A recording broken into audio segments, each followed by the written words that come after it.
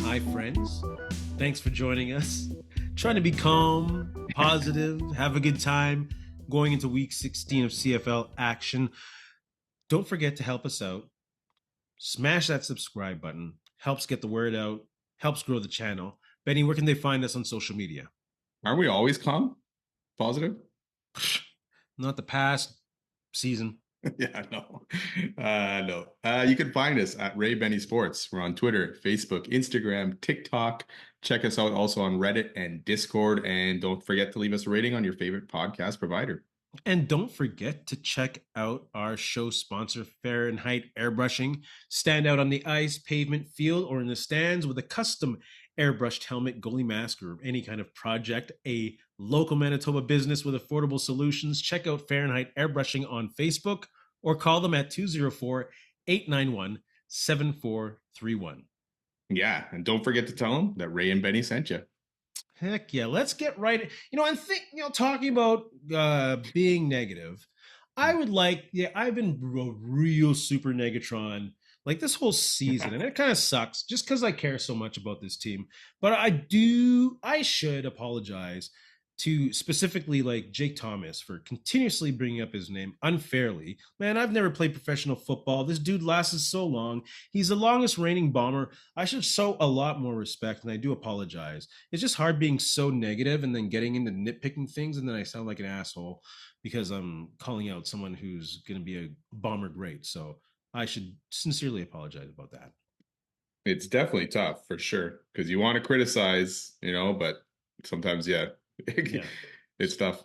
I gotta check myself, so that's why I'm having a Red Truck beer, Northwest. There you go. Yay, calm me down. Let's get into it finally. Sorry about that. Went on a little side road there. Last week we did a little conversation with fans, looked at some fan quotes.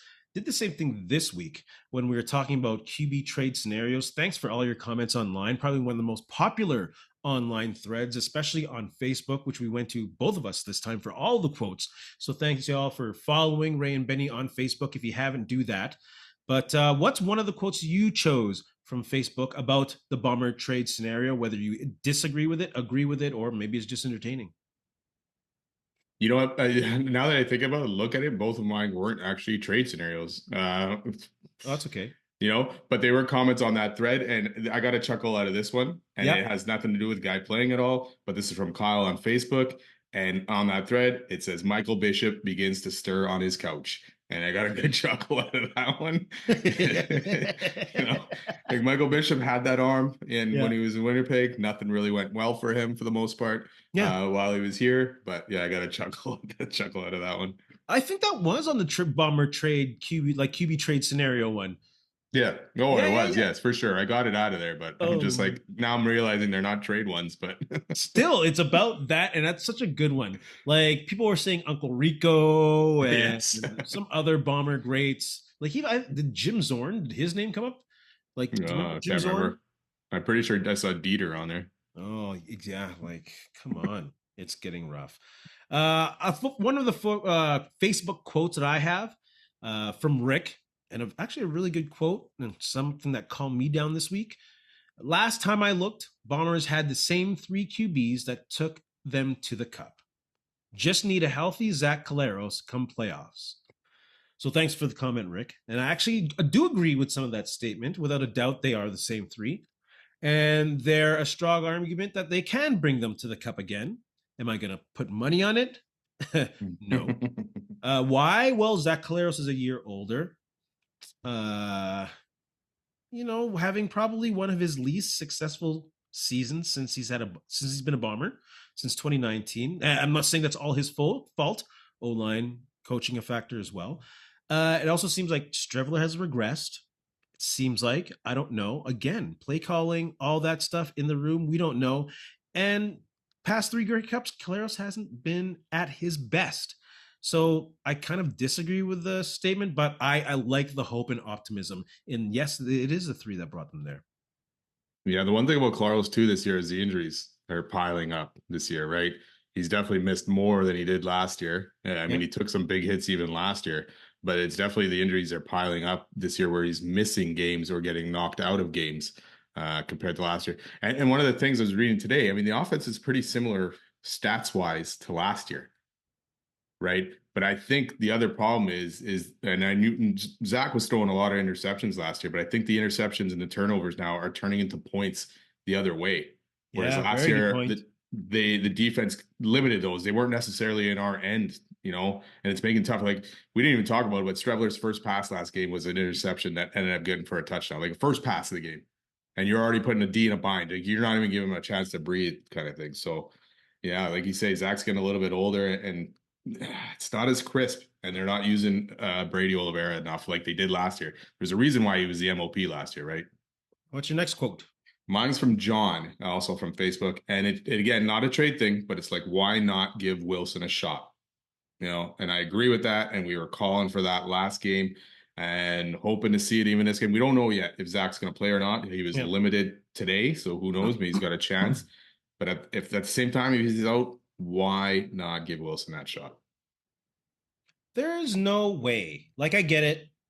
Coach O'Shea, he didn't even consider changing to Wilson. Well, actually, I don't get it, but I get the reason why you're saying it. Yeah. But man, does anyone believe that at that point in the game, the way things were going, that Streveler was going to bring them back? No, I didn't think it. I was basically done with that, right? The game, even though I was watching the game still, I knew there wasn't a chance the Bombers weren't coming back with Streveler in there. Rough, rough. My quote's from Neil. Another good. I love all these quotes. This is the thing we're going to do every week now. Fan quotes. This is great. There must be other QBs from Neil than those that are already in the CFL, or is there a rule saying we have to get a QB that is presently in the CFL? Well, there is absolutely no rule that says that you have to.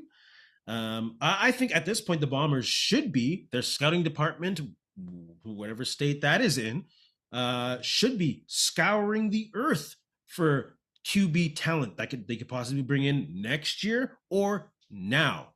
Like, the Bombers have been historically bad at developing QBs. Yep. Like Don Jones, Kenny Payne, Dieter Brock might have been the last one. To be honest with you, and they bring in QBs and there's no succession plan. Like Tom Clements, Roy Dualt didn't do very well. Tom Burgess, Matt Dunnigan, Kahari Jones, Kevin Glenn, Matt Nichols / Zach Caleros. There are gaps in between all of those players that they had to bring in from other teams where we did not have a good number 2 / succession plan other than Drew Brown. Yeah, well, we had Danny McManus as well, right? But hey, good one. Yes, Danny McManus. Forgot about Danny McManus. We know which way those went because the Bombers made a choice in sticking with a certain guy. And again, you can't blame them in certain sense who they stuck with. Even Zach Caleros coming off a MOP season, Grey Cup appearance and all that. It's hard. You can look back and go, yeah, they should have done it. Yeah, they probably should have, but you're not going to at that point, right? And you don't want to seem like that team where you're just going to toss a guy off to the side after he's brought you success in 2 Grey Cups, right? So... yeah, the succession plan. And what's up with Tyler Elgersma? Holy crap, do I get his name he's wrong? not on the practice roster on Green Bay. No, I don't think he's on a practice roster anywhere, as far as I can tell. So I don't know why we're not trying harder. And I guess, maybe he's waiting to hold out, but bring him in. Get him in here for the last part of this season. At least get him accustomed to the season, to the CFL if you can, right? Yeah. I know he's probably got dreams of still NFL, but, see if you can get something to work out there. Yeah, they'd have to commit a lot of money to probably convince him to not pursue that any longer. Which is a bit risky because you really don't know what you have with him yet, right? So absolutely. Yeah. There's a lot to learn still. There's a learning curve there. Yeah. Because we've seen other quarterbacks go to the NFL, come back, and it doesn't translate. No, and going back to that quote or that comment there, it is hard to bring someone else that doesn't know CFL ball at this point to come in and save this season, right? No. I get it for seasons beyond, but for this season, Terry Wilson should be that guy if he had any ability, or if the Bombers thought he had any ability, right? Yep. So. Yep.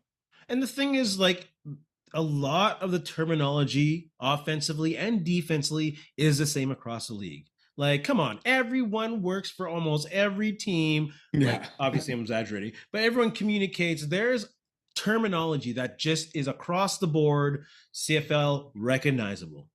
Oh yeah, for sure. So let's move on to responding to Jason Hogan's quote about not repeating mistakes. Specifically, he says, just understand it's going to take some time. Sometimes I'm going to make mistakes. I've just got to learn from them and not repeat them.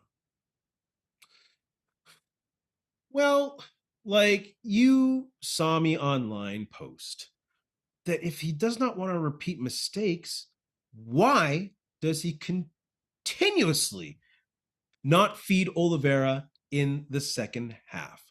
And you know what? You know what it honestly comes down to? I have no idea why, in the management level, they went with a dude who has not called plays at the collegiate or professional level.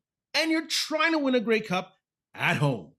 I Yeah. don't understand. That still boggles my mind, man. Why would you Yeah. give the keys to the car for someone who's not driven a car this fast ever? Yeah. That's the biggest thing. And I don't even necessarily blame Jason Hogan on this. He's Like he's learning. green. He's green. He's learning. But this wasn't the season to learn.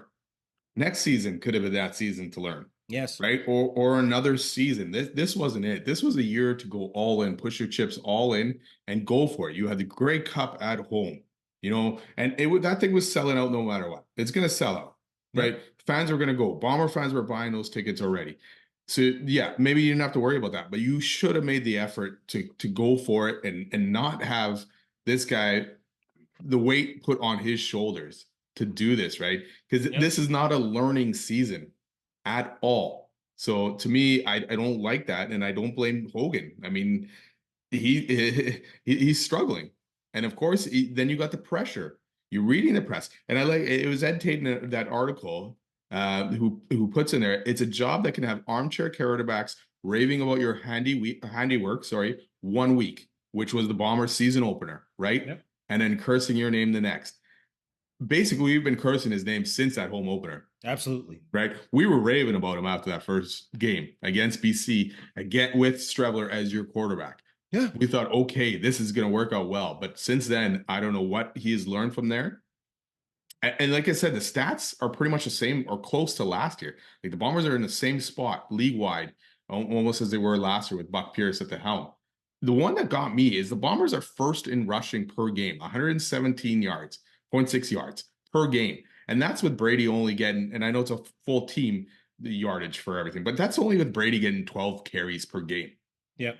Right? Saskatchewan, BC, all that, AJ, Ouellette, Butler are at least 14 carries per game. And it's only a 2 carry difference.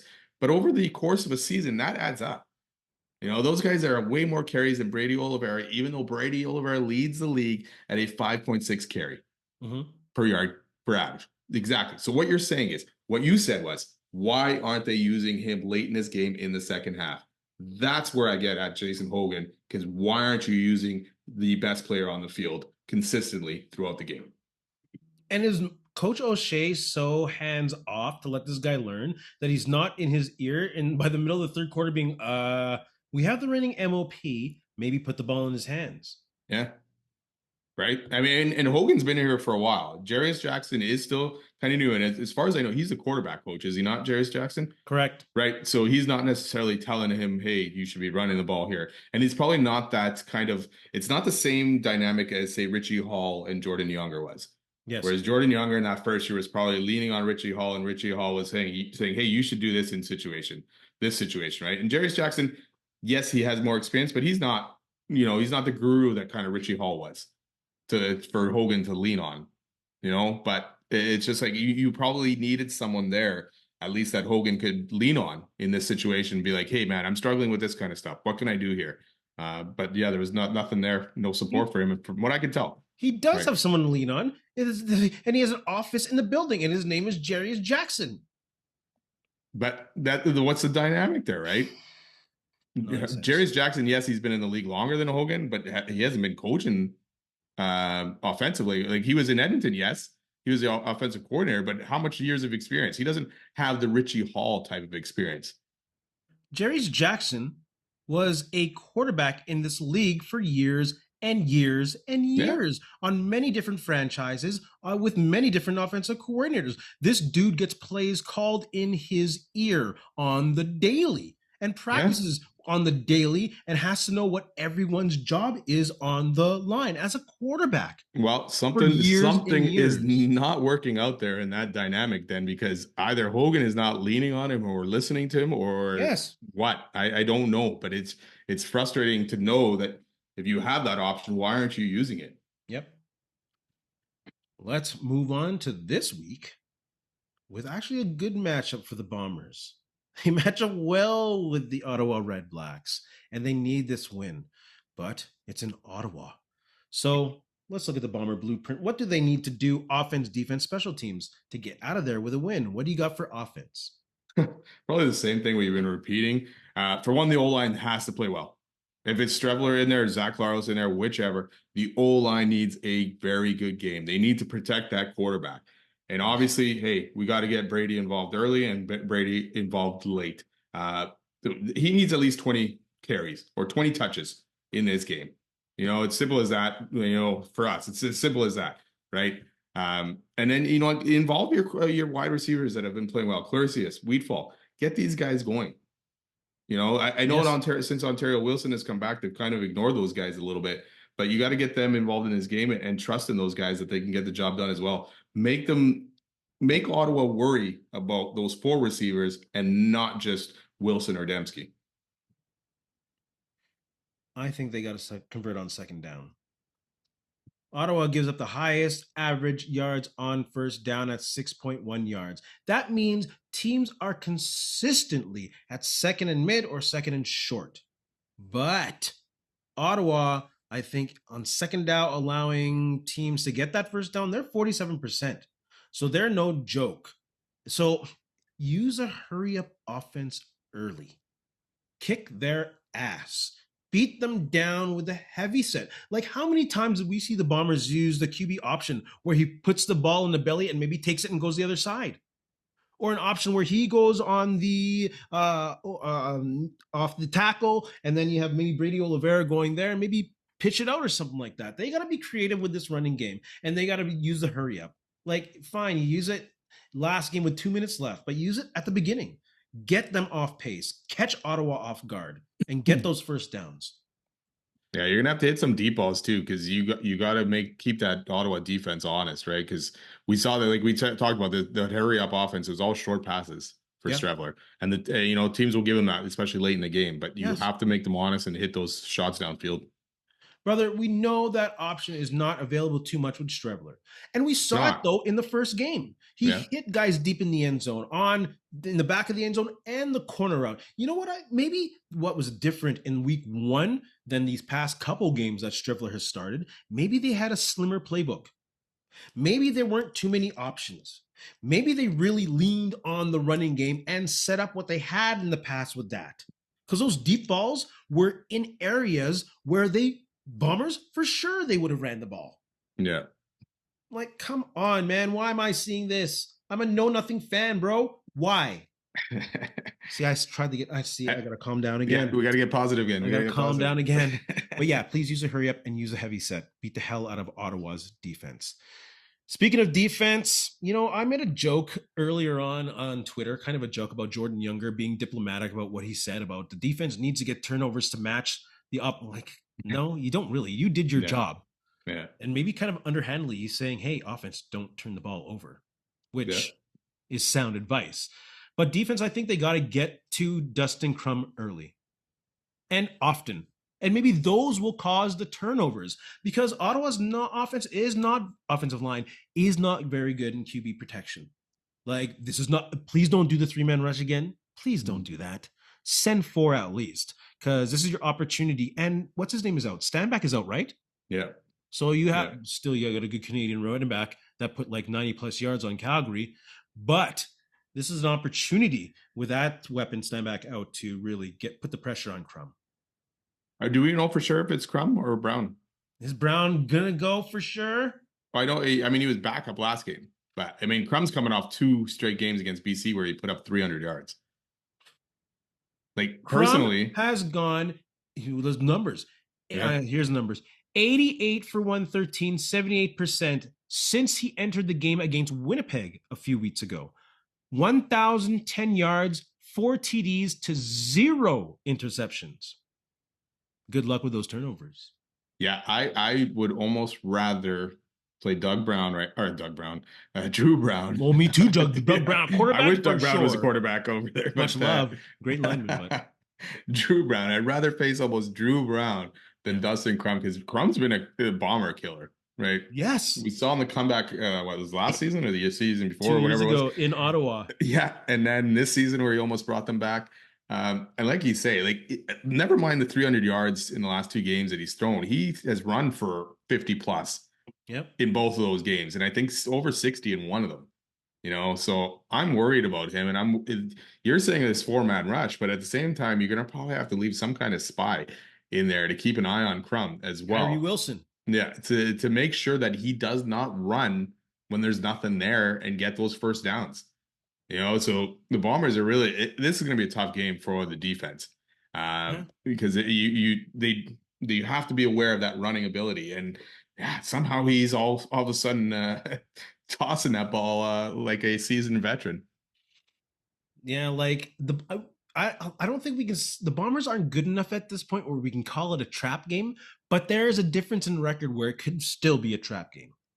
Yeah, don't go in there too confident. I'm sure they're not, but still. Yeah, and I feel for Jordan Younger there because if your quarterback is throwing quarterbacks are throwing 2 to 4 interceptions a game, you want to match that, but you're not doing it when you can only get one. But you shouldn't have to match it because we have to take care of the ball better on offense. That we're not putting the defense in these terrible positions. Let them get that feel like if you have to punt, you have to punt. Yes, right. Pin them back there and make that Ottawa team go the full length of the field, not 30, 40 yards to put a touchdown on. So that's the thing. Going back to the Bomber offense, they need to play a clean game. What do you got on special teams? Not a lot, really, because we know what we got there, but we saw what Khalil Pimpleton did last time. Yes. He worries me. Stop the guy. Do not give the man the opportunity to embarrass you. Yep. Because he will. Yeah, he will. Bomber fans, put your comments in the comment section below. Smash that subscribe button. We can't thank y'all enough for all your great comments. We'll probably be doing this again next week, so feel free. The comment section was hot this week about that QB. Oh, yeah. Let's go into CFL talk. CFL fans, smash that subscribe button. Thank you for all your support this week. This week has been crazy. Thank you all, everyone. What is the Week 16 high stakes matchup? I'm going to go with Montreal-Toronto. One game separates them. And Toronto, like Montreal has this season series, yeah? It's already 2-0. 2-0, yeah. So Toronto can't win the series. They have to be a game ahead to even host the Eastern Final. And then this kind of puts them in a tough position in regards to the crossover. This is heavy Toronto if they lose. And Montreal, they're starting to feel it. Like you said, they are dangerous. They're a dangerous team coming back with some healthy players. Philpott looked amazing with 3 last names. So, and you know who Toronto has to finish their season? Montreal, BC, Hamilton, Saskatchewan, Calgary. So they need to win this game. So that's my heavy stakes matchup. Yikes. As a Bomber fan, I like that schedule for Toronto. True. True. The more games they can lose, the better, right? Right now, the Bombers only have a 1 game up on Toronto. I know they're still in 3rd in the West, but more worried because I'm thinking that crossover is probably where the Bombers are going to get in. You like to have that option. Yeah. And looking at this schedule this week, man, there's some good ones, right? They all have implications in certain ways, right? Especially for the Bombers, right? We want the Owls to win this game. Lions, Stamps, you want the Stamps to win that game. And I know, yes, we want to have that opportunity to maybe have the West final at home, but you already lost a tiebreaker against Calgary. So I'm more worried about just getting in the playoffs at this point. And then you got the Elks and the Ticats, right? Because then if the Ticats can beat the Elks, hey, that pushes the Elks back a bit. But I have to go Are you with taking all Winnipeg. three matchups No, of the no, ones I I'm did just not talking take? about them quickly. But Holy damn. I'm going with Winnipeg, Ottawa, because it's a big game as a Bomber fan. It's a big game for the Hell Bombers, yeah. right? Because if you lose this game, all of a sudden now Ottawa is only one game behind you. Also, if you lose this game and BC wins, Edmonton wins, it's interesting at that point because now you're tied with Edmonton for that last spot. I know they got this slim tiebreaker right now because they haven't played that second game, but Winnipeg's got a tough schedule to finish out here as well. Yeah. So it's going to be tough. So the Bombers really need this game. So I'm expecting this game to be a tough one, and for me, that's the high stake matchup of the week. CFL fans, put your high stakes matchup of the week in there. Offense, defense, special teams, CFL. Who's in line to have monster games this week? Offense, who you got? I'm going with Vernon Adams. Time for revenge, for his revenge on BC for choosing Nathan Rourke over him. And I don't blame BC for doing that, but more so last season when they benched Adams to play Nathan Rourke, even though he was struggling. So I expect a big one out of Vernon Adams and to hang up some good numbers on BC. Plus, BC's D is pretty shaky. Oh, they're garbage. They're hot trash.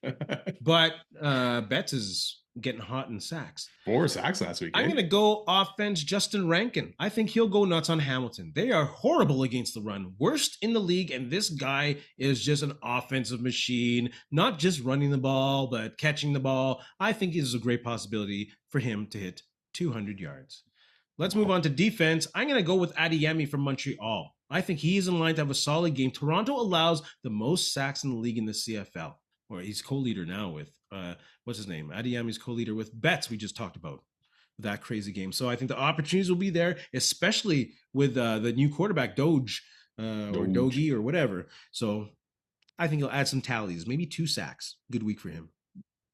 Yeah, I'm with Montreal here as well. I'm going with Tyrese Beverette, who last week season high 10 defensive tackles. And like you just said, Jared Doge, a little green out there. So I feel like Tyrese Beverette is going to take advantage of that and help lead that Montreal defense. Montreal's going to be hot this week. Special teams player, who do you got? Unfortunately, I went back to him and I'm going with Khalil Pimpleton. Yes. I didn't want to pick him, but he's scaring me for this game. Especially if Streveler's playing, because you know there'll be punts. Oh, yes. Like, again, I don't want to be negative, but man, we need Zach Caleros to have a chance to move forward. Like, we know at least the number 2 quarterback situation ain't working. Is it number 3? No. I don't know. Yeah, we'll never know, probably. It's a secret. Yeah, it is. And there's people like criticizing Mike O'Shea about what he says in the media about him, not thinking of putting whatever Wilson in, not being blasé. Dude is never going to this guy's a poker player, like supreme. He will never show his hand. We didn't talk about it, but I don't like his comment about the 2019. You don't realize. Go for it. Yes, go for that comment. What Streveler did for us in 2019. It's like, dude, we know. We appreciate it. We love it. Like Streveler's still the guy in the fur coat, bare chested, like out there, man. Like that was fantastic. I will celebrate him for life on that. Yeah. But it's not 2019 anymore. And really, he had a part in that run. He wasn't the main guy. Yep. You traded for Zach Collaros. Zach Collaros was the reason we ended up getting there. Mm-hmm. I don't know if we get there with Streveler leading the way, or even Matt Nichols if Matt Nichols got hurt. No, didn't get hurt. Sorry. So to me, it's like, man, I appreciate that. But we're how many years later now? 6 years? 5, 6, yeah. 5 seasons, I guess, because the missed season. But we're beyond that. 2024 for a second. Yeah, we're beyond that. And it's you have to realize that too. We're not shitting on Streveler because he helped us in the past. He's not getting the job done right now. And that's what we're concerned about. We're concerned about today. We're fans. We're concerned about today.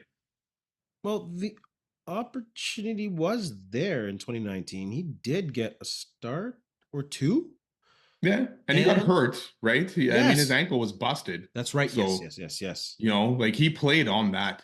And again, we appreciate it. He did a great job getting it. Not only in that Grey Cup game, helping us getting past Calgary.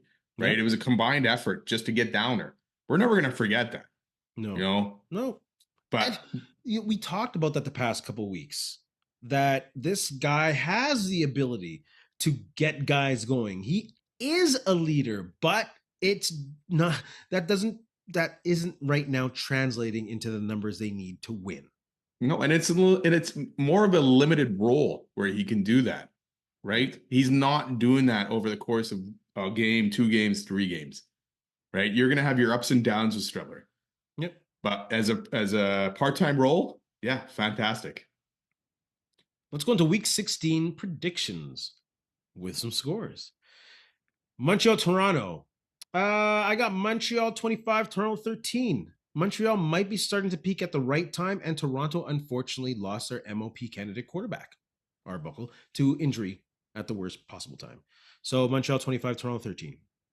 I got Montreal 32 because Toronto's defense is something. I'm going to give 21 to Toronto. Probably a little bit more than they're probably going to get with Jared Doge at the helm. But yeah, I feel like 3 last names is going to go hog wild over his old team in this game, like he did last week against Saskatchewan.